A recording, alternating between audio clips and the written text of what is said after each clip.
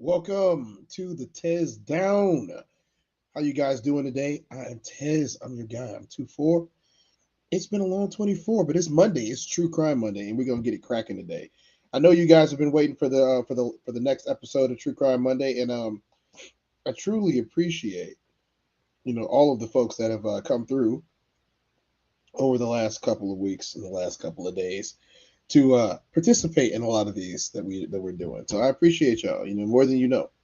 So without further ado, I want us to get started on our first part for True Crime Monday. And we're going to hear a story, and we're going to react to that story, and we're going to figure out what's really going on out here with this type of stuff all together. So we're going to do a breakdown at the end of the day for football, and we'll see how we feel about that. And what's going on, Soft Rain? How you feeling? Good to see you. I know you're ready for True Crime Monday, aren't you? I know you're ready for True Crime Monday. Look, y'all, Soft Rain has a soft spot for True Crime Monday. I know she loves it. There's no way that she doesn't. Shout out to Soft Rain. How you doing? I'm showing up early. See, I got my shirt on already. Got to make sure we're making it happen today. But let's go. Let's get going.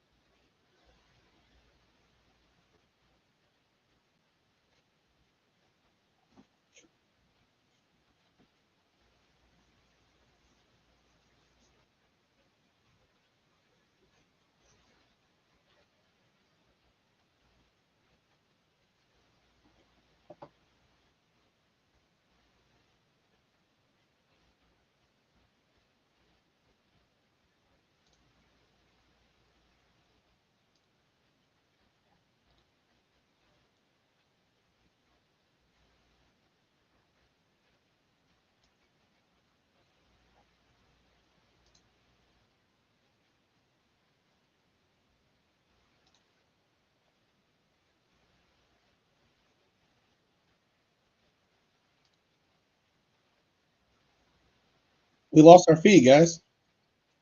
Let's get it back. How many prostitutes have you killed? 12. And you're wondering why you do it? I have a pretty good idea. Why? Did your mom beat you? Did your mom spank you? Was your mom a prostitute? No. Actually, nothing like that. What is it then? I think I just do it for the sense of power. All right. Do you have sex with them first? Yes, and And then what, you strangle them? once. How else did you kill them? Well, a few times, actually, most times with a hammer. And where do you do this primarily? I've done it twice in a parking garage, and then the rest of the times on the side of the road. And you're from the New Orleans area?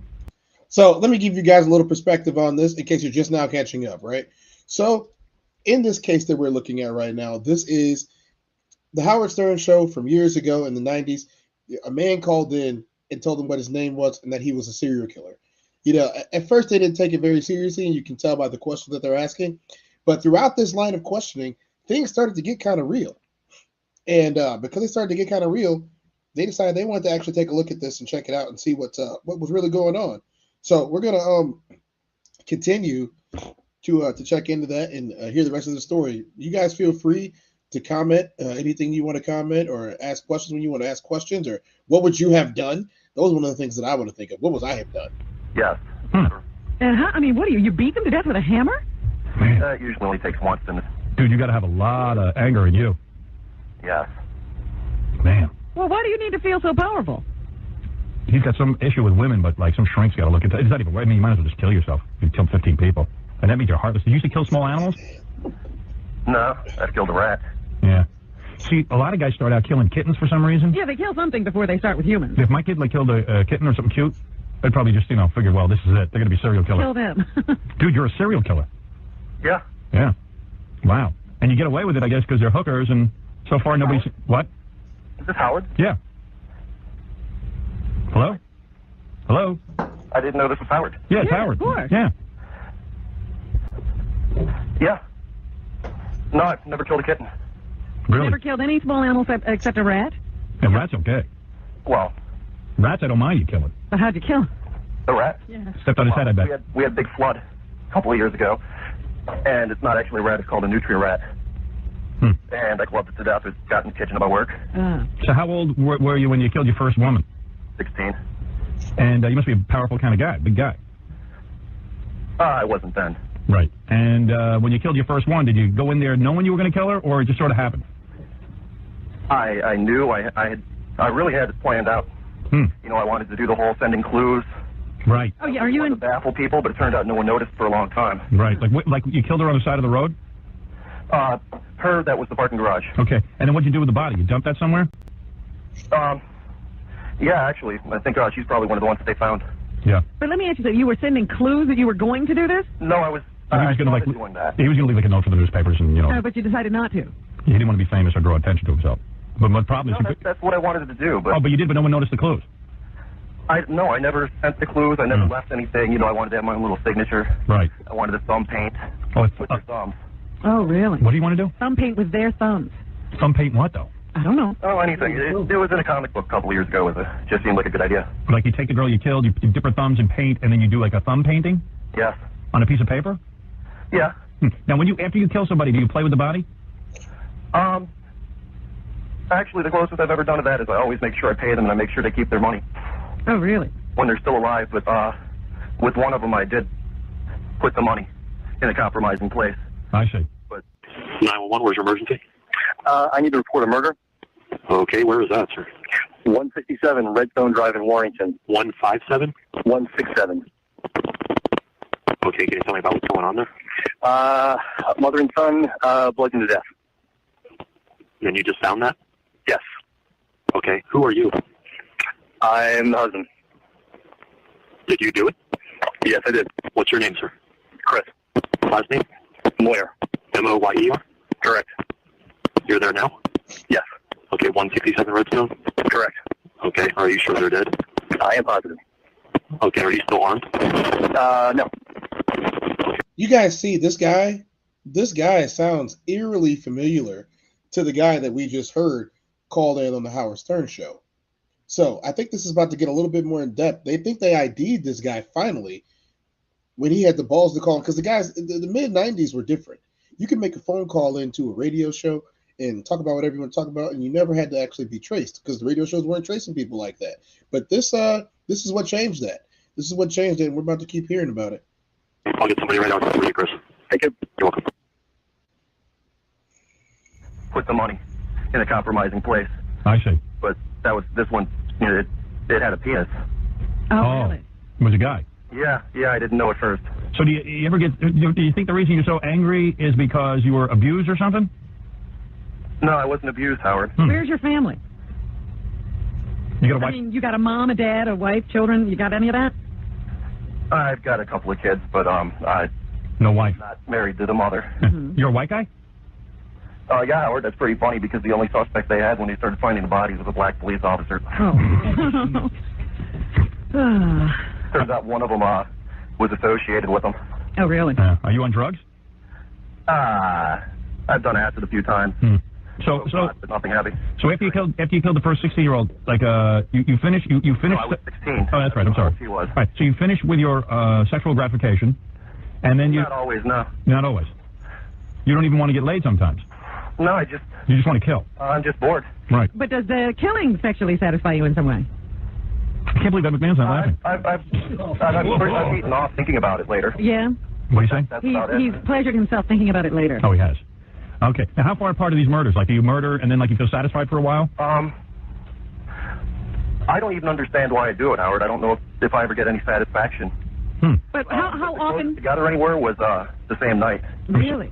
You killed two people in the same night? Yeah, but I went to Mississippi for the second one. So there's no pattern to how many weeks or days between murders? No. Are these mostly white chicks or black chicks? A fair number of them have been black. The transvestite was black. You think there's some racial motivation here? No, Howard, they were just, let's just say a Jimmy Swaggart town. Jimmy Swaggart town. Don't know what that means. Me neither, but... That's Same pretty dude, much the right? area West around South here where the Frank, same dude. prostitutes all hang out. I see. And it's just whoever Yeah, once comes you up do to it, you. yeah. You don't pick a certain type. I don't even approach them. I wait for them to approach me, Robin. So do you that's ever like them asking for it. do you ever like look into their eyes and go, you know, gee, these people were just children at one point, and maybe they just had a tough life? And I've let a couple go. you have. Like, what happened? You're in the middle of killing them, and then they what do they say? Why would you let one go and kill the other? There was this one. Go ahead. I think she was probably really new to it. Yeah. There was just something about her. Maybe she reminded me of my fiance, but Right. You somehow relate. more of an innocent quality. You somehow felt bad for her. Yeah. And you have a fiance, so you're planning to get married? No. He had one. You Oh, see. you have one. No. If I wouldn't be a suspect, believe me, she'd. Well, let me ask you, why'd you did you start to kill her and then, like you said, forget it? Or you just never even. Not even. You just had sex. You just had sex with her and then you let her go. I didn't even have sex with her, Howard. Well, that's weird. Now that's weird. I mean, you just really felt sorry for I them. don't know what she was doing what she was doing, but Are you a big fat mess? she got off lucky. Are you a big fat mess, or are you like a fairly good-looking guy? I'm not a big fat mess. I wouldn't call myself good looking. I don't know what I'd call myself, Howard. Do Right. you have a decent job and all that stuff? Sounds like a bright guy. Not decent like you have. Yeah, well, we got ridiculous jobs. You can't get these. I don't even know that I'd call this a job. You know what I mean? This is not a normal It's a job. made-up job. Yeah, this is a job that's totally useless. You know what I mean? Like, nobody really needs it. It's a scam. To me, a job is like something like, a UPS driver is a Yeah, job. it's a job. All right. Not now. Thank you, Ed. Maybe this is a UPS driver. Ed laughs, but he has no job either. 911. It's just crazy that, like, so the way that they played this off, and I've watched. What's up, Big Sco? How you doing? Shout out to Big Sco for coming in here today. Was cracking, Big Sco. The way they played this off is they were engaging with this person as if this was a joke. And if you watch any of the interviews, Howard Stern and his co-host, I forgot her name, but I wasn't that old at the time, so watching Howard Stern was out of the norm for someone that was my age at the time in the 90s. You know, I don't even believe I was 10 years old yet at this time. But this guy, they took this guy as like he was joking with them, or he was just calling in to, rib him, as they used to call it. But I think this is kind of serious. Let's go back to the 911 call and see what happened in the rest of this 911 call. You guys ready for that? I sure am. Where's your emergency? I need to report a murder. Okay, where was that, sir? 167 Redstone Drive in Warrington. 157? 167. Okay, can you tell me about what's going on there? Mother and son bludgeoned to death. And you just found that? Yes. Okay, who are you? I am the husband. Did you do it? Yes, I did. What's your name, sir? Chris. Last name? Moyer. Moyer? Correct. You're there now? Yes. Okay, 167 Redstone? Correct. Okay, are you sure they're dead? I am positive. Okay, are you still armed? No. Okay, I'll get somebody right out for you, Chris. Thank you. You're welcome. Wow. Ed laughs, but he has no job. Like, look at the cold. Okay, I'm definitely saying that it was the same guy. Look at the cold way that he just said that he did what he did to the police. And it's, oh, yeah, it's going to be fine. Just send him out. I'll be here. No problem whatsoever. I'll be right here waiting on him. Send him on over. Send the police. Yeah, I don't understand that. I don't get it. It's strange to me. But there's more to the story, guys. We gotta get to it. All right, so, this is always But you weird. do work every day and stuff like that. This is always weird, but I'm bringing, at least we can sort of get into the mind of a guy who serial kills. I think he's 100% on the level. So you killed your first woman. When was the last time you killed? It's been a few months. Right. Actually, it's been going on a year. You're like the Boston Strangler, man. Maybe I should offer you your story. So what do you think you're going to do? Do you think you're going to kill yourself? Do you think that... Are you going to kill again? Can you stop If this? I killed myself, I'd miss the next Batman movie. Right. You don't want to do that. No. That's a fan. Actually, Missed the next I'd actually put Batman. myself Yeah, to miss why that. would you want to savor that? No, but in all seriousness, I mean, do you think that you can control this? Do you think you can I stop? think I have been. Oh, you have been for the last couple of months. A year he hasn't killed. Oh, a year. Yeah. Almost. So why do you think you stopped killing all of a sudden? I really don't know, Howard. Part of it had to do with my car broke down. Oh, no transportation. Seriously? That's the reason? Well, that was the reason for a month, but after that, I guess it was all self-control. Wow. But So you don't want to do this anymore? No, he wants to do it, but he's controlling himself. But you want to kill women, right? Sure. Yeah. And what, do you like it? Do you enjoy seeing them struggle as you kill them? Actually, none of them really struggle. Do you hit them from behind or do they see it coming? I can't get inside their minds, but let's just say I hit them. But, I mean, are you facing them? Yeah. Well, so you can see their face and everything when you do it. Yeah. The worst I've ever gotten was one tried to grab my neck. I've never gotten any of the claw marks or anything that are dead giveaways. Right, you must be very powerful. I wouldn't call myself powerful, maybe intimidating. Mm-hmm. Why did you choose this method? I didn't, Robin. Like I told you, I really wanted to cut things up, mail things, send clues. No, she means why did you use a hammer? You think you... Because it was in a book I read. Oh. Well, everything's come from Cartoons and... else. Yeah. When's the last time you got laid? Last week, Howard. Oh, yeah, so you didn't kill that girl? No. Because she wasn't a hooker? No. Right. It's only hookers, though. A lot of serial killers are only to hookers because they know, A, Easy. probably won't get caught, and B, they have some kind of anger toward hookers. Like, did you think your mom was a hooker or something? No, Howard. Your parents married and stay together and the whole thing? Yeah. Church-going people? That'll do it. Well, one of them, but... Yeah. Religious fanatics give birth to the most serial killers because they're so repressed. Yeah. So there's no way I'm going to talk you into giving yourself up or anything, right? No. I shouldn't even waste my time. I know I'm going to get calls after this, and people are going to go, Howard, how come you didn't catch him? Has anybody ever been close to catching you? See, the thing that always gets me about this is they literally thought that this was a prank, that somebody was playing on them. This entire time, they've had the guy on the phone that's a legitimate serial killer, had been caught talking candidly. They thought that it was a joke the entire time. He's telling them everything. The way that he was talking, if I was to hear this, if somebody called into my show and someone said, "Hey, Tez, this, and this," I'd be like, "So you're telling me that this is what's going on?" Go ahead and call these police real quick. Get this crazy whack job out of here. But nope, they thought it was a joke, so they're playing with them. And I think we're going to find out a little bit more about that in a minute. No. Actually, someone, once when it was in the newspaper, someone joked to me. I know it was you, but, well, they were joking. Right. Yeah. You think you might be gay? I hope not. Right, maybe a repressed homosexual? Were you ever molested? No. Do you have a lot of tattoos? I don't have any tattoos. I wouldn't do that to myself. Right. And do you get high before you do this? I've gotten pretty drunk before. Yeah. A little anal? Lame. Relax that sphincter. Well, I got to say, I wish you would die, but, you know, what can I tell you? Maybe this is sort of good that you're talking about it with me, and maybe it'll keep you under, like maybe I can get you to turn yourself like in. a valve, and you'll be able to go another year or something. Yeah, but maybe somehow, you know, you won't do it anymore. What about your kids? You want them living in a world with people like you? Hasn't really analyzed it. Anyway, I mean... Yeah. It's kind of lonely, though. You can't tell anybody about this. I'm the only guy am I the only guy you ever told about this? Yeah. Wow. I guess that's sort of an honor. I've told a couple of women, Howard, but... 911, where's your emergency? I need to report a murder. Okay, where is that, sir? 167 Redstone Drive in Warrington. 157? 167. Okay, can you tell me about what's going on there? Mother and son, bludgeoned to death. And you just found that? Yes. Okay, who are you? I am the husband. Did you do it? Yes, I did. What's your name, sir? Chris. Last name? Moyer. M-O-Y-E-R? Correct. You're there now? Yes. Okay, 167 Redstone? Correct. Okay, are you sure they're dead? I am positive. Okay, are you still armed? No. Okay, I'll get somebody right out for you, Chris. Thank you. You're welcome. But, They're dead. Yeah. Do you tell him first and then you kill him?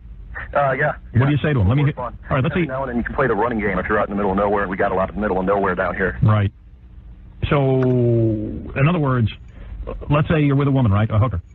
Yeah, Howard. And you say to her, okay, honey, you know, you just had sex and everything. What do you say to her to torment her? How do you break the news to her that she's going to die?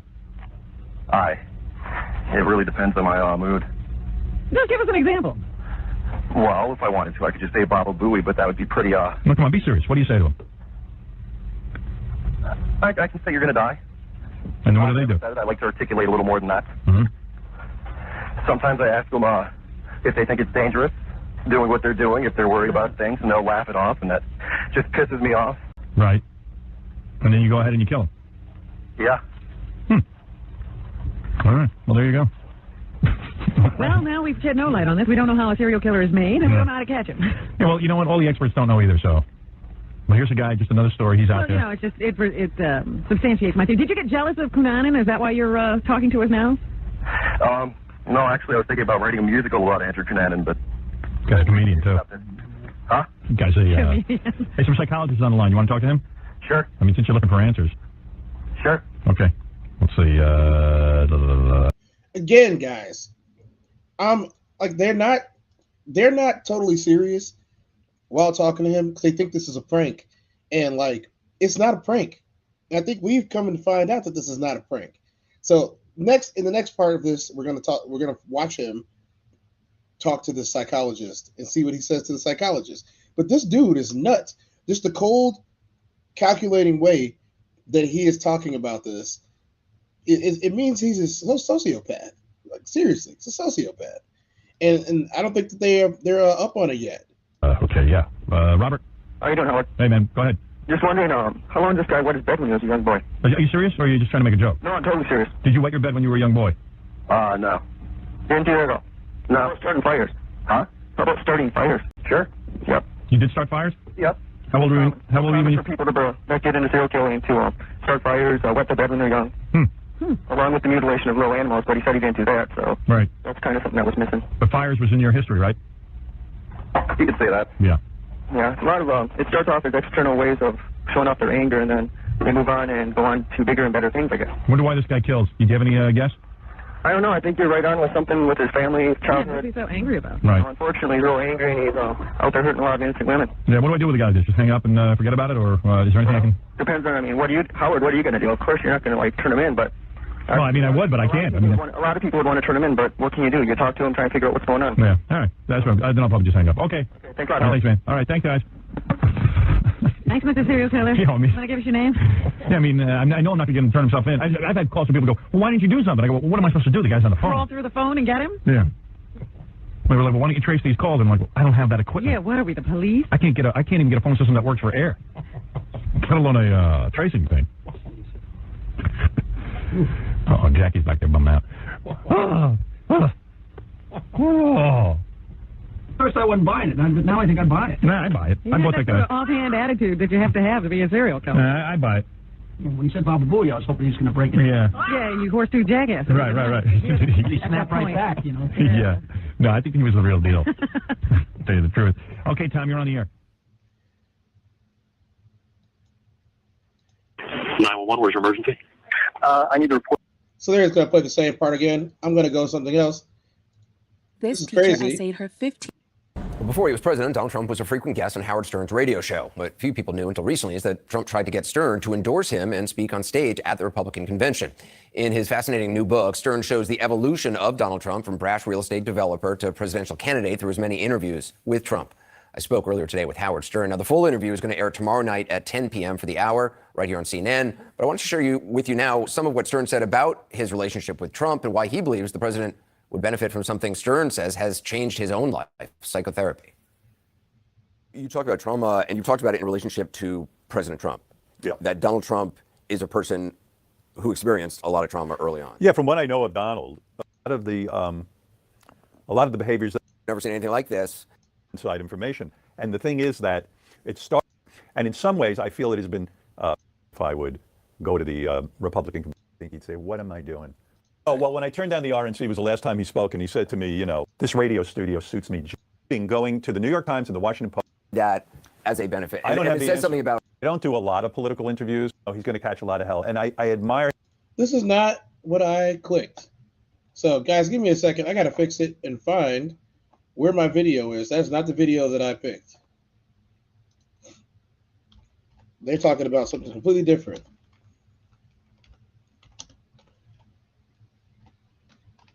I don't like that. I don't like that at all.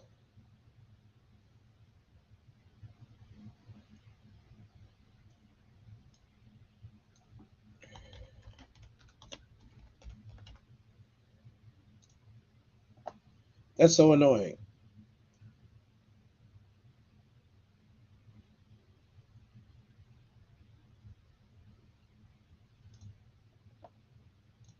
There we go. Now we got something back up because that's crazy.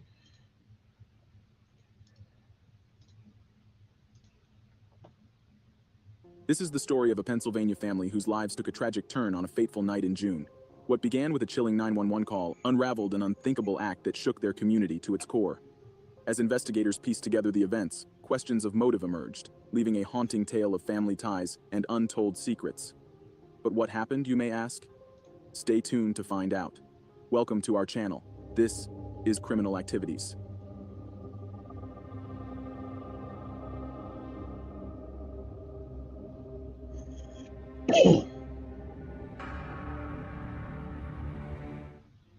Christopher Lee Moyer, known as Chris, was born May 21, 1967.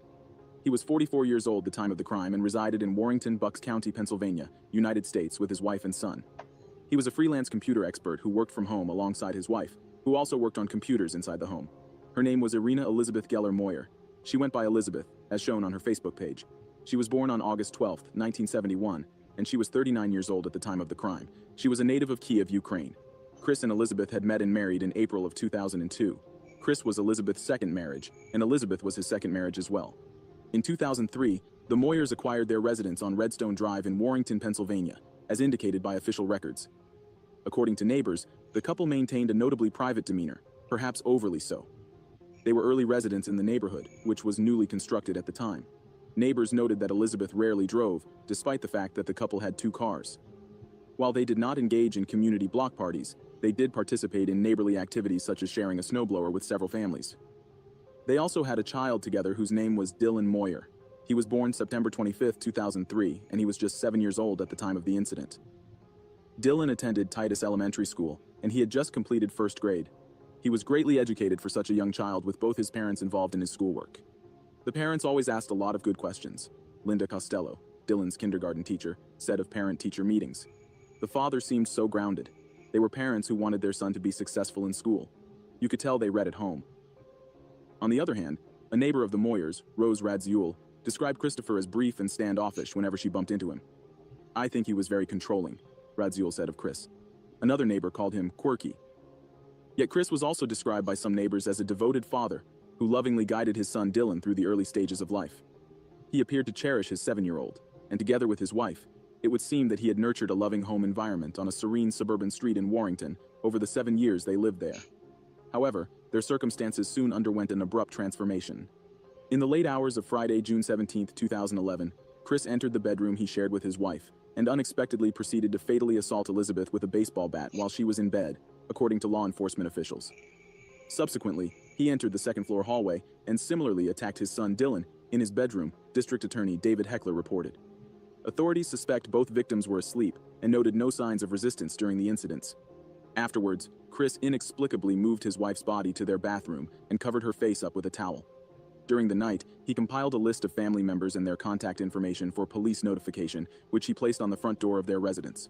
The note, typed by Chris, finished with a "thank you." Additionally, police reported that Chris texted a relative to express remorse sometime after the killings of his wife and son. Around 9:40 p.m., Chris called 911 and informed the dispatcher that he had discovered his wife and son fatally beaten, as reported by District Attorney David Heckler. According to police, he maintained a calm and courteous demeanor during the conversation with the dispatcher, exchanged a brief acknowledgement of gratitude, and then finished the call. 911, where's your emergency? I need to report a murder. Okay, where is that, sir?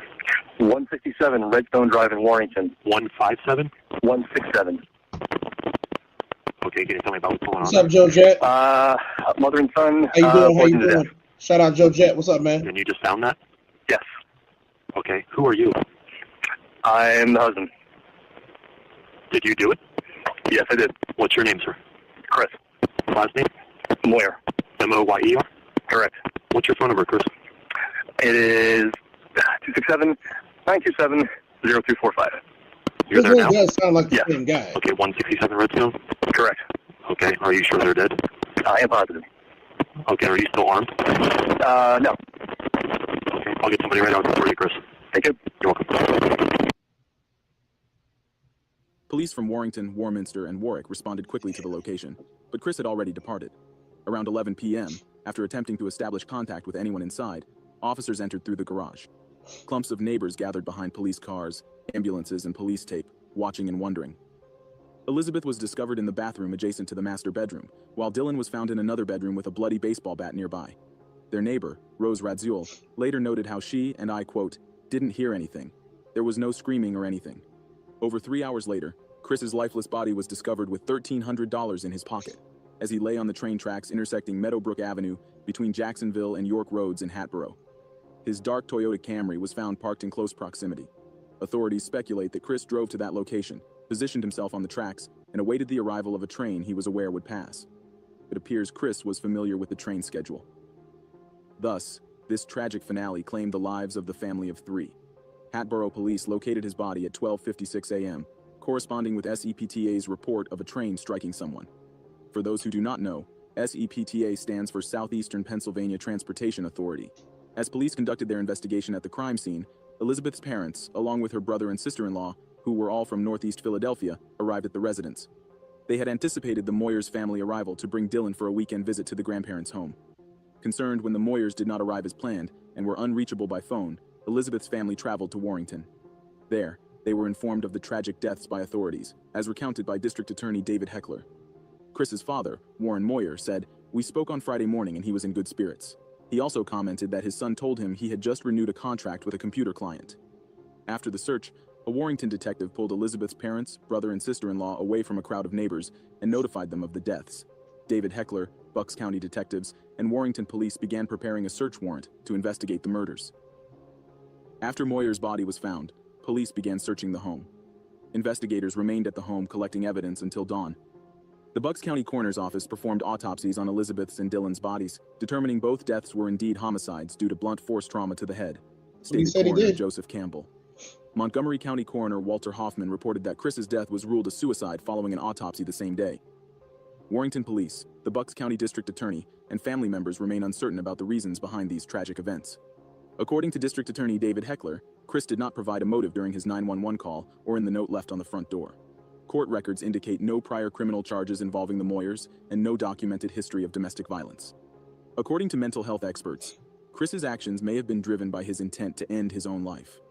Experts explained that when individuals planning self-destruction take the lives of their loved ones, it is often because they believe their family members would be better off deceased than facing life without them. In the case of children, parents may perceive that their child would suffer without them, viewing the act of murder as a misguided act of compassion in their state of despair. It is suggested that Chris may have perceived the killings as acts of mercy. Investigators have suggested that financial difficulties may have been the driving force behind the incident. It is certainly important to respect the sensitivity of those involved in stories like this. A neighbor of the Moyers, who chose not to be identified, expressed disbelief, stating, "I just cannot fathom it. He just loved that little boy." So, from the phone calls, it sounds like those were the same people. But investigators, this is the one part that we like to get to, investigators believe that it was somebody else, that this just happened to be a coincidence. And so we're going to take a look at that, and we're going to decide for ourselves. Hopefully they got some audio. That would be great if they had the audio on the situation. Wouldn't it? Be fantastic for us. So we're gonna see exactly who they think it is, and we're gonna make our minds up in a minute. Responsible possibly for many more. Elwood worked for a while as a freelance photographer in New Orleans. Let's do this one. I think she was probably really new to it. Yeah. There was just something about her. Maybe she reminded me of my fiance, but right. You somehow relate more of an innocent quality. You somehow felt bad for her. Yeah. And you have a fiance, so you're planning to get married? No. He had one. Oh, he had one. No. If I wouldn't be a suspect, believe me, she'd. But let me ask you, why'd you did you start to kill her and then like you said, forget it, or you just never even? Not even. You just had sex. You just had sex with her and then you let her go. I didn't even have sex with her, Howard. Well, that's weird. Now that's weird. I mean, he just really felt sorry for them. Don't know what. While we're not 100% sure, it sounds like he's talking about Brenda, who, according to the police reports, escaped the killer's attempts. It was in July of 1991 when Brenda testified that she got into the car of an unknown man, and after a conversation with him, the man strangled her and dropped her off on the streets. According to the case files, her testimony and description led to a composite sketch of the attacker, and she described that he was muscular, well-dressed, and possibly a middle-aged black male. Now, of course, Clay said that he was a white guy, so it's possible it wasn't him. But he did have the same MO, so that's why we believe that he could be linked to Brenda. What she was doing what she was doing, but... Are you a big fat mess? But she got off lucky. Are you a big fat mess, or are you like a fairly good-looking guy? I'm not a big fat mess. I wouldn't call myself good-looking. I don't know what I'd call myself, Howard. Right. You have a decent job and all that stuff? Sounds like a bright guy. Not decent like you have. Yeah, well, we got ridiculous jobs. Hippies. I don't even know that I'd call this a job. You know what I mean? This is not a normal job. Made-up job. Yeah, this is a job that's totally useless. You know what I mean? Like, nobody really needs it. It's a scam. To me, a job is like something like, a UPS driver is a job. All right. Not now. Thank you, Ed. Maybe this is a UPS driver. Ed laughs, but he has no job either. At this point, you might be wondering whether this call or this show's segment is fake or not. Many Howard Stern fans thought the same because Howard sounds so calm and even suggested that he strangled them, even though he had no mention of this at the time. This is just one of the points which compelled people to think that the call was staged. But, based on the history we've been looking at, he's actually speaking the truth. This is always weird, but I'm bringing, at least we can get into the mind of a guy who serial kills. I think he's 100% on the level. So you killed your first woman. When was the last time you killed? It's been a few months. Right. Actually, it's been going on a year. You're like the Boston Strangler, man. Maybe I should offer you your story. So, what do you think you're going to do? Do you think you're going to kill yourself? Do you think that Are you going to kill again? Can you stop this? If I killed myself, I'd miss the next Batman movie. Right. You don't want to do that. No. That's a fan. Actually, I'd actually kill myself to miss Why that. would you want to stay for that? It's all self-control. Wow. So you don't want to do this anymore? No, he wants to do it, but he's controlling himself. If you want to kill women, right? Sure. Yeah. This part is very important. The fact that he stopped killing because his car broke down will actually help us link him to someone. In 1994, a person was allegedly found masturbating in his car by the police, which had been parked by the road. Which he talked this about. was near the ditch where two victims of the killer named Cheryl Lewis and Dolores Mack's bodies were found. Yeah, it is. When the police saw him, he was forced out of his car and told to show his driver's license. He explained that he stopped for an oil change and to fix the brake pads, and even willingly allowed his vehicle to be searched. Turns out, there was nothing in his car that proved that he was doing any form of car repair. There were no tools and no flashlight, which would be necessary for repairs at night. He was booked and ID'd as Russell Elwood. He was a native of Massillon, Ohio, who moved to New Orleans, but lived in a squalor, had no permanent residence, was never married, and used to do photography jobs and cab driving. He was also arrested several times because of his addiction. Anyways, on the 23rd of July, 1997, after the task force to take down the serial killer was formed, Colonel Walter T. Gorman of the Jefferson Parish Sheriff's Office and other task force members traveled to Sebring, Florida. So so what we got so far, we'll surmise from this. What we got so far is that the guy admitted to being in New Orleans, and he talked a lot to Howard Stern about what's going on, and it kind of lines up with this guy so far.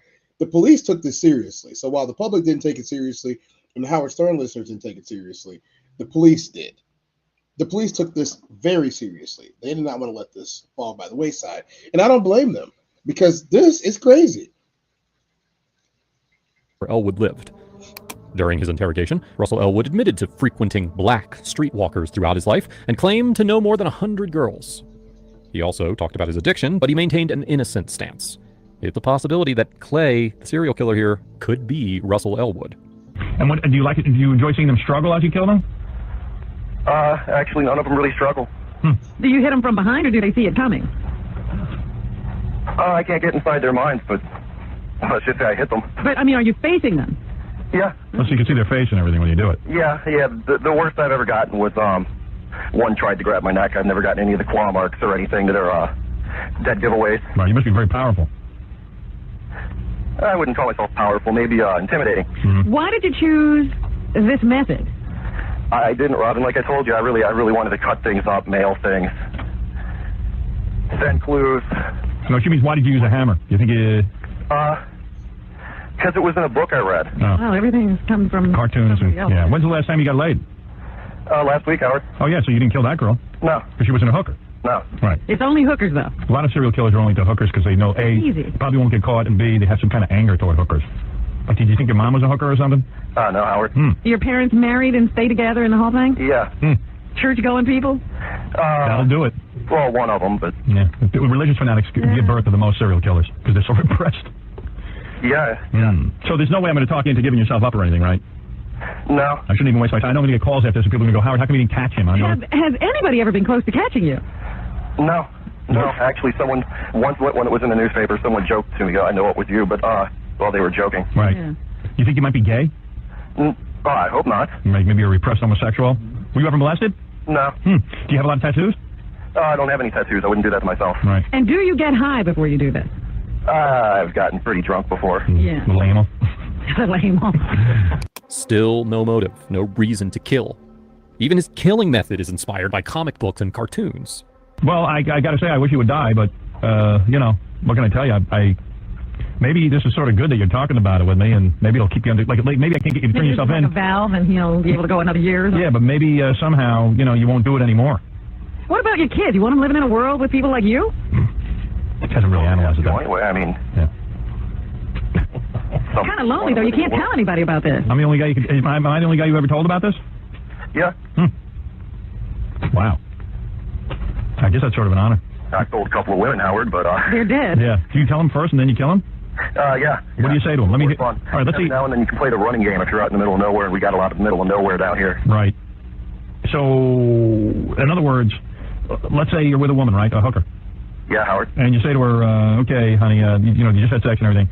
What do you say to her to torment her? How do you break the news to her that she's going to die? It really depends on my mood. Just give us an example. Well, if I wanted to, I could just say Baba Booey, but that would be pretty, No, come on, be serious. What do you say to him? In this situation, Clay was so intolerant of her laugh that it pissed him off and he immediately did the deed. Yeah, well, you know what? All the experts don't know either, so. Well, here's a guy, just another story. Howard, what are you going to do? Of course, you're not going to, like, turn him in, but... Well, I mean, I was here. Howard may not have the tracing equipment, but the FBI sure does. The very next day, after many viewers complained about the show, the FBI seized the call recordings and tried to trace them to a location. The closest they got to the real Clay was that man named Russell Elwood.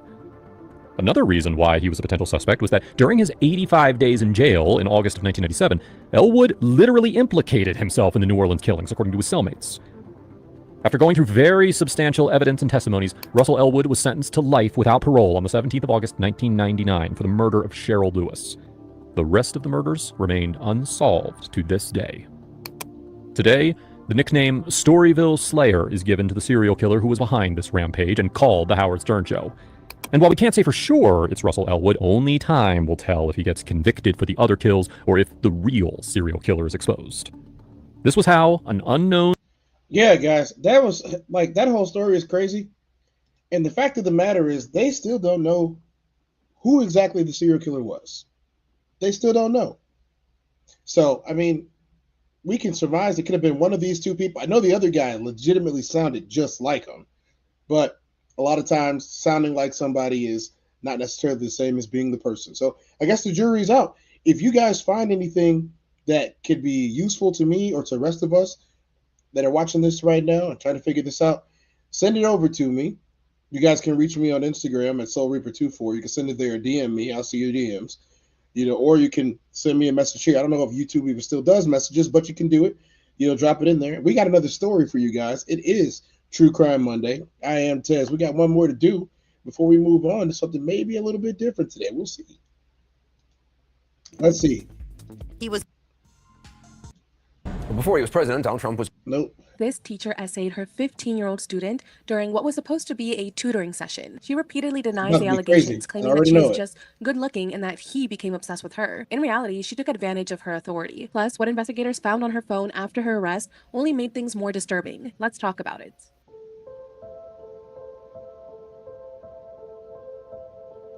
Hi everyone, welcome back to my channel. I hope you're all doing super well. Today, we're going to be talking about a case about a female teacher in Illinois who is facing allegations of inappropriate and sexual misconduct with a 15-year-old student. These kind of cases are just happening way too often, and it's just so disturbing that they're not always taken seriously or in the same way when the perpetrator is a woman. People tend to hear about these cases and think of it as an achievement for the male teenager, or see it as like a joke, saying things like, oh, well, the boy got what he wanted, like it's all good, or good for him, she's hot, or oh my gosh, where were these teachers when... Yeah, so this is going to be one of those ones where viewer discretion is advised. This is a story about a teacher acting inappropriately at school with, a student. What are the reasons that you guys think that a teacher would stoop to trying to date a student? What do you think that is? Do you think that's some type of a cognitive dissonance they might have about their doing their job, or do you think they're just irresponsible or horrible people? I kind of want to know what you guys think about it.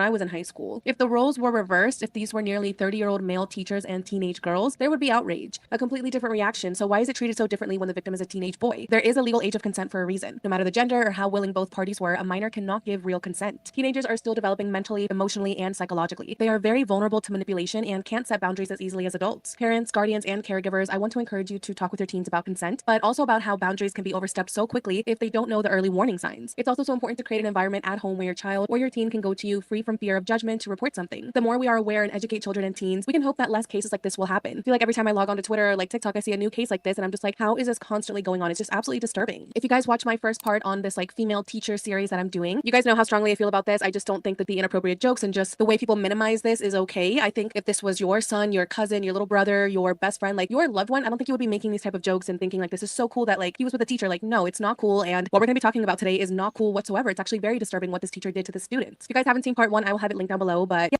Joe Jett said the teacher probably gets off on power and doing something taboo.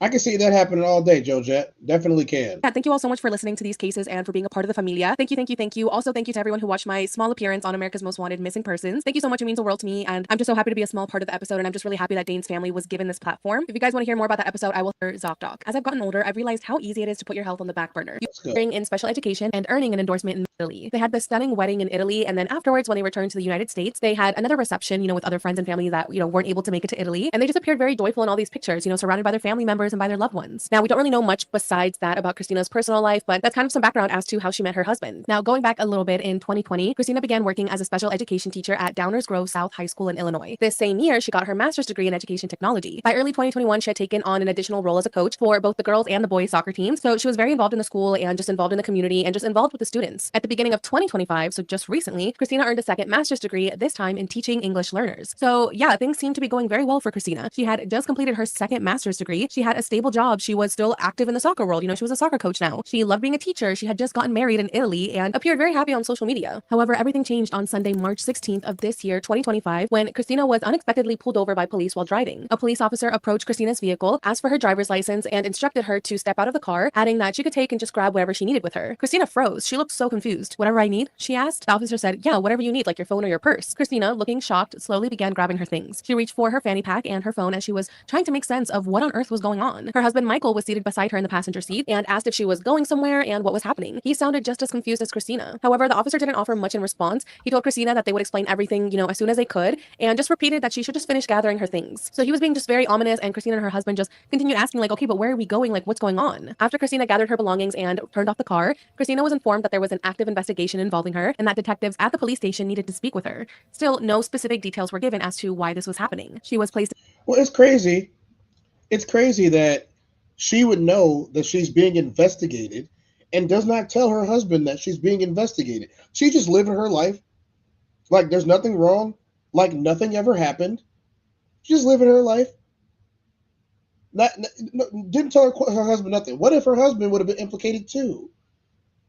Come on, you got to do better than this. I mean, come on now. Now, in this case, she needs to get locked away and the key thrown away. But if you got a partner, at least tell them something. You know what I'm saying? Like, this is crazy. He's riding around like this, knowing they're looking for you. You can put me in the car with you too? That is crazy. I don't want to be in the car with you when this is going down. In handcuffs and escorted to the back of a police vehicle. Sitting there, Christina continued to ask questions. If she was in trouble, what this was about, and whether her husband would be allowed to meet her at the police station. But no one provided answers as to what was actually going on. The silence on the way to the police station made her more and more nervous. She just looked very confused and just completely caught off guard, as if whatever was happening had completely come out of nowhere. She was absolutely baffled. Hey, how you doing? Hi. Officer Guzman with Downers Grove. Do you have your license on you? Night. Yeah, I'm sure you're confused. I was planning to you. You're Christina? Yes. Okay, Christina, do me a favor. Can you step out of the car for me? I know you're confused. I'll explain everything to you. You don't have anything on you? You can just grab whatever you need. Whatever I need? Yeah, whatever you need. Get your phone, your purse, your gun, grab it. Is she going somewhere? Or? Yeah, we're going to explain everything to you guys. Go ahead and grab it up. We're not going anywhere right now. Of course, yeah. I don't understand what's going on here. I get it, yeah. You can go grab your things. Can he come with me? Yes. You stay there for right now, so just stay there, but yes, you can. But come on back here. Should I shut the car off? Oh, yeah. Go ahead. Goes off. Okay. So right over here. So we do have an investigation going on. We have to talk to you about it at the police department, okay? So we're going to explain everything to you there. It's not my investigation. I don't know the full details. We do have to bring you there, though, okay? So I have to put you in handcuffs and bring you to the police department. Just a Downers Grove. Yes, unfortunately, yes. I'm like willing to go with you. I get it, yeah. Unfortunately, we have to do it that way. Do me a favor, just take this off. Can I ask you what? Of course, yeah. It's not like I said, it's not my investigation. Obviously, we're here for a reason. So go ahead and turn it around for me. Might I add that the Downers Grove Police Department in Illinois seems to be very nice about arresting this lady. Yeah, would you just turn around for me really quick and pull up your sleeves and get your phone and your purse and your bag, and they know what they're investigating her for. They know why she's under arrest, and they're just being the nicest. Oh yeah, you can get back in the car. It's okay. Get back in the car. Yeah. Are you serious? Are you serious? This is what I'm talking about, y'all. People do not get treated equally under the law by the people who enforce the law most of the time. You think that if Bonquisha was guilty of this, they would be treating her like this? I don't think so. And don't make it about race. They ain't gotta make it about race. Let's play it again. Let's play this again, and then y'all tell me if the police were a little bit extra nice because, she's a quote-unquote pretty teacher lady in rich Downers Grove suburb of Illinois. Let's play it again. Let's play it again because this is crazy. I've never seen an arrest go like this before ever. Look at this. Look at this. Hey, Christina? Yes. Okay, Christina, do me a favor. Can you step out of the car for me? I know you're confused. I'll explain everything to you. You don't have anything on you? You can just grab whatever you need. Whatever I need. Yeah, whatever you need. Take your phone, your purse, your phone, grab it. Is she going somewhere? Or? Yeah, we're going to explain everything to you guys. Go ahead and grab it. We're not going anywhere right now. Of course, yeah. I don't understand what's going on here. I get it, yeah. You can go grab your things. Again, her husband is right there. They have a nice house. They have, a wonderful outside marriage from what we can see. All their friends were at their wedding, and she's involved in all this stuff with teaching, and she coaches both the girls' soccer team and the boys' soccer team at the high school, and all this is going well, and, she has the perfect life and all of this, and this is what's happening. Can you come with me? Yes. You stay there right now, so just stay there, but yes, you can. What up, Mikey? How you doing today, man? It's nice to see you in here. Come on back here. Should I shut the car off? Oh, yeah. Go ahead. Goes off. Okay. Straight back over here. So, we do have an investigation going on. We have to talk to you about it at the police department, okay? So, we're going to everything to you there. It's not my investigation. I don't know the full details. We have to bring you there, though, okay? So, I just put you in handcuffs and bring you to the police department. Just a doctor. Handcuffs? Yes, unfortunately, yes. I'm willing to go with you. I get it, yeah. Unfortunately, we have to do it that way. So do me a favor, just take this off. Do me a favor. Can I ask you what? Of course, yeah. It's not like I said, it's not my investigation. Obviously, Yeah, I'm just turn around for me. kindly. So right now he's being detained, and there is a detective that needs to talk to you at the police department. So we'll let your husband know. No, he can just come to the police department as well if he wants to wait for you there. I get it. You have a lot of questions. So scared. Yeah, everything's okay. We just need to talk to you at the police department. That's all. Nothing else on your pocket right now. Anything else? My phone. Just your phone. Okay. Yeah, let me get that. All right, sitting back in this car on the other side. Once you get to the police department, you'll talk to the detective and he'll explain everything to you. But you can't even give me an idea At the moment, what this is about? other than that it's an investigation, that's all I can really tell you right now. I'm sorry. I wish I could tell you more. Excuse me, is my husband coming with? Yeah. He's taking his phone number down. We're taking up to him. We're just going down to Grove, so 10 minutes away. No, I know, but I really would prefer that my husband's with me. Of course.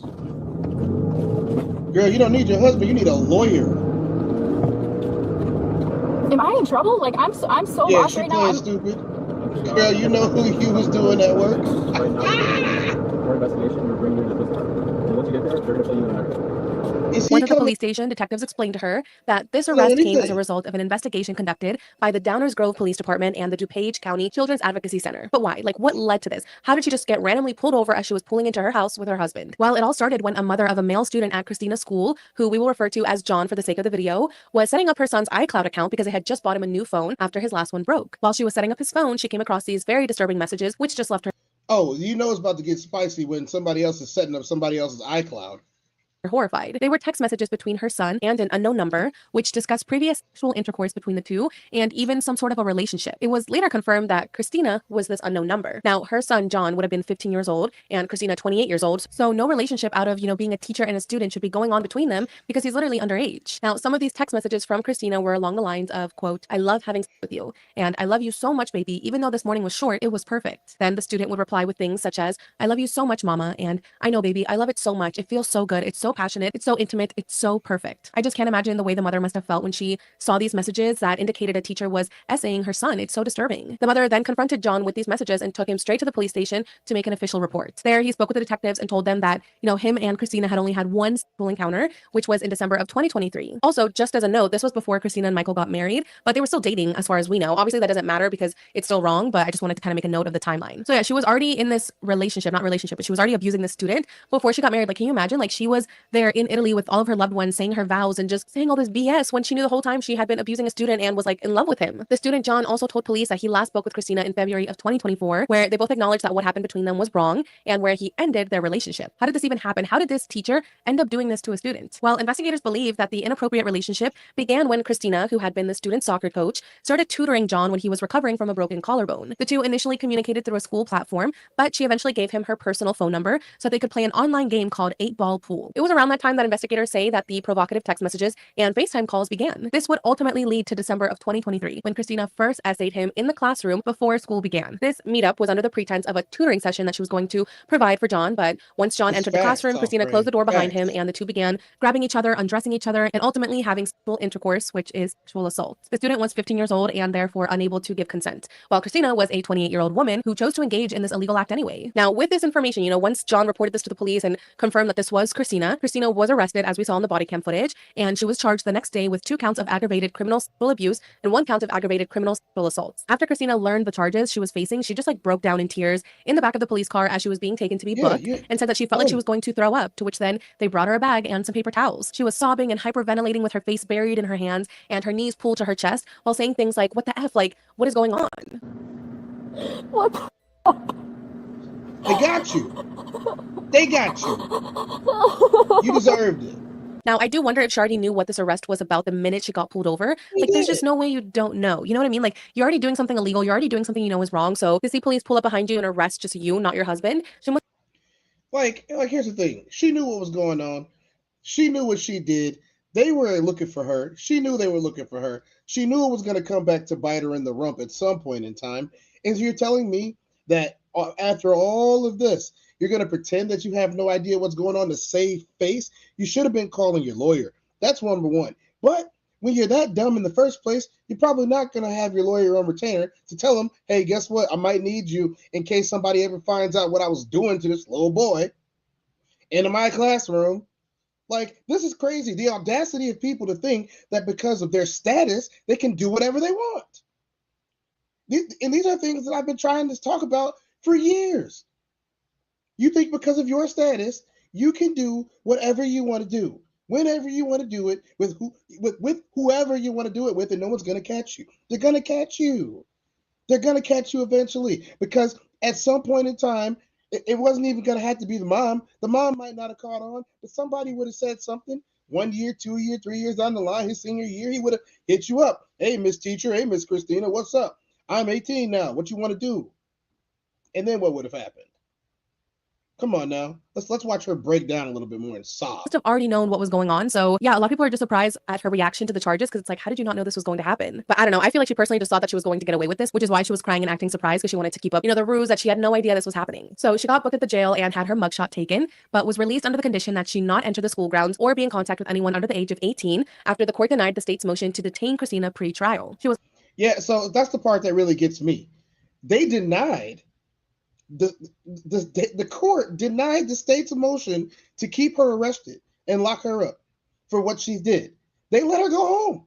They booked her, they charged her, and they let her go home. They booked her, they charged her, and they let her go home. No bail, nothing. Just let her go home. Now we got to finish this because this is a little crazy. Also placed on administrative leave with pay by the high school. Now, Christina's belongings were looked at and administrative leave with pay, mind you. Inside her phone, investigators found certain things that stuck out in her notes app. In these notes, she expressed her anger that her relationship with John ended and referred to him as a, quote, disgusting student who cheated on her. There was a note titled Manifestations, where she expressed how she hoped he would reach out to her to try and fix things between them. Some things in this section include, quote, we will both get closure we need in order to move on in a healthy way. We will be able to be a part of each other's lives forever. We will be in each other's lives forever. We will be able to love each other while also living our own lives. Then she would go on to write things that said, quote, in the meantime, I'm going to live my best life knowing he's not the person I thought he was and that he is beneath me. There was also a pretty lengthy note entry in which Christina was saying that the student ruined them. She wrote, all I ever was to you was somebody to I'm not upset. I'm not mad. I'm not any of that. I've just lost interest. I went back and screenshotted every single time that I said we should break up until after the wedding and after you graduated. And every single time you came back and convinced me it would be fine. I initiated every single breakup, only for you to end things saying you couldn't get over it. You ruined us. I warned you that we should have never started dating a long, long time ago, and you gaslit me and convinced me it was fine every single time because that's who you are. So obviously these are very, very odd statements. Like she was very heated. Lady, he was 15. You were his 20-year-old, quote unquote, hot teacher. What's wrong with you? About what was going on with the student, the fact that he like cheated on her and ruined the relationship, which again is just so insane to be even writing in her notes app, because this was not a relationship. This wasn't the love of her life. This wasn't like something like that. You know what I mean? I think it's crazy how she was basically unraveling and just kind of going crazy over this breakup with it. You know what? I'm so disgusted. I'm so disgusted. I'm not giving this piece of shit any more airtime. Okay? I'm not giving it any more airtime. How can you as a person think that any of that is okay? The justification of your horrible actions just means that, you're just not a very good person. And what's messed up about this is, I guarantee you she's not the only person that thinks this way. I guarantee you she's not the only person that thinks this way. And she could just get away with it that, this person's a problem. Yes, you had a bad relationship with someone who was a child compared to you. You had a duty to do, and that was to teach them stuff at school. Not about your body, and not about their own bodies in that way. You broke your oath to protect the people that you are charged with. You broke your oath. You needed to go to jail. I'm not even sure what the rest of the story is. This is my first time hearing this story today, but I am appalled. If you guys want to check out the rest of that story, you guys can go on to Jackie Flores's page and check out the rest of that story on Jackie Flores's page. There was a court proceeding, and I'm just done with it though. I'm just being honest. I'm disgusted, and I don't want to deal with her anymore because she's annoying. So what we're gonna do, we're gonna make ourselves feel a little better today. We're gonna go on the Tacoverse. We're gonna go on the Tacoverse, and we don't have time for football today, guys. So we'll get you some more football this week. We're gonna go on the Tacoverse, and we're gonna see a random story time that's only a couple minutes long. And hopefully it's a joke. Let's see what we're gonna watch today. All right, let's go. Let's get a random story time so we can before we get up out of here today. You guys think of a question of the day if you want. We could do a question of the day. How about this? I'm never going to the gym again. I will never show my face in the gym again. The most embarrassing fucking shit happened to me! I decided I wanted to go to the gym, be productive, be healthy. Should have just stayed in bed eating a bag of Cheetos, but no, I wanted to be productive. Finished doing laundry and I just went and I grabbed a t-shirt and sweatpants and got in the car, drove to the gym.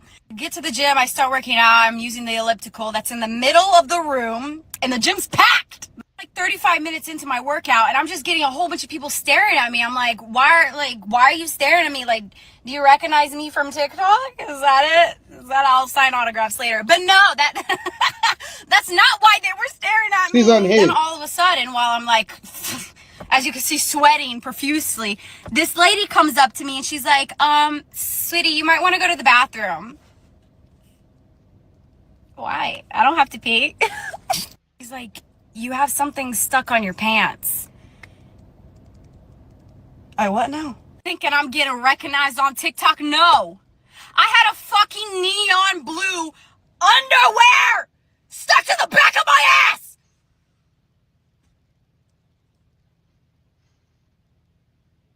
For about 35 minutes.